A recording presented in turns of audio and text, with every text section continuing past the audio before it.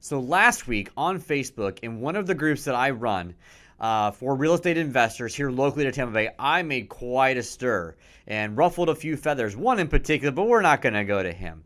However, I want to explain exactly what I meant by that post. That post was essentially a public service announcement from someone who has done a lot of deals here locally in Tampa Bay, who understands the legalities of real estate very, very well.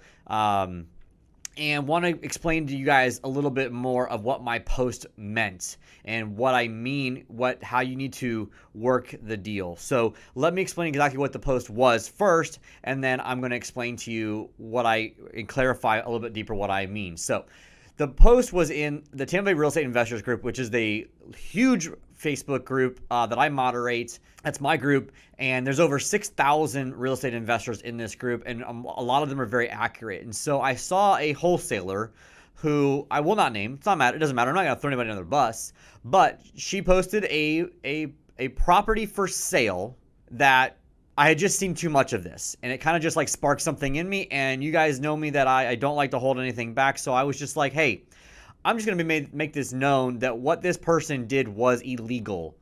And I basically said, you guys don't even realize what you're doing is illegal, and that's okay. I wasn't here to throw anybody under the bus. I'm not turning anybody in for anything that they're doing illegal. However, posting a property that you do not own for sale, or that you do not have a listing agreement in, as in you're a real estate agent and have that listing agreement signed with the seller, the owner of that property. If you list a property for sale in the state of Florida, you just broke the law. It is a third-degree felony here in the state of Florida, with up to 5 years in prison and $5,000 in fines. Now, is someone actually are they actually gonna give you all those penalties for that? Probably not. But here's the thing: it doesn't change the fact that it is illegal. So what I basically was saying is, like, guys, if you're a wholesaler out there, just do it the right way and don't say that you have the property for sale. What I should have done is clarify what makes promoting a wholesale deal legal, and that's what I'm going to explain to you right now. A wholesale deal being legal means that, again, the property itself is not for sale. You're not selling the property. You're not marketing the house for sale. What you're marketing for sale is the deal itself. You're marketing a piece of paper which is known as an assignment of contract. And that's the only way that it is made legal in the state of Florida. Now, you can also double close on deals and you can mark the property for sale, but technically, you are not allowed to advertise that property for sale until you have owned it. You may have the intention on closing on it and then reselling it the same day, also known as the double close. However, you are still not supposed to market that property for sale until you actually own it.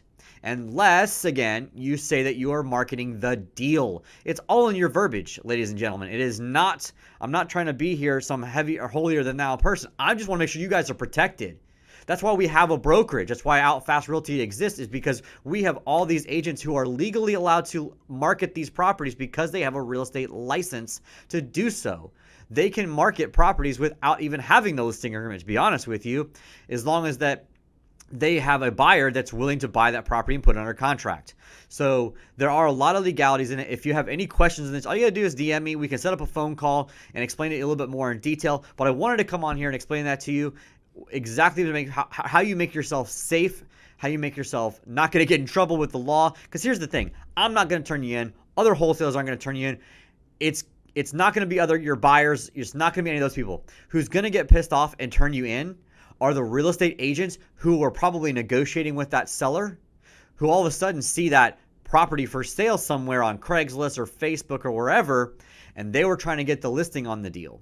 I've made a lot of money on deals, right, that were way more than a real estate commission. I had a realtor get so pissed off at me a long time ago when she found out I made $10,000 on a $50,000 house. What's the commission on a $50,000 house? You guys can do some quick math.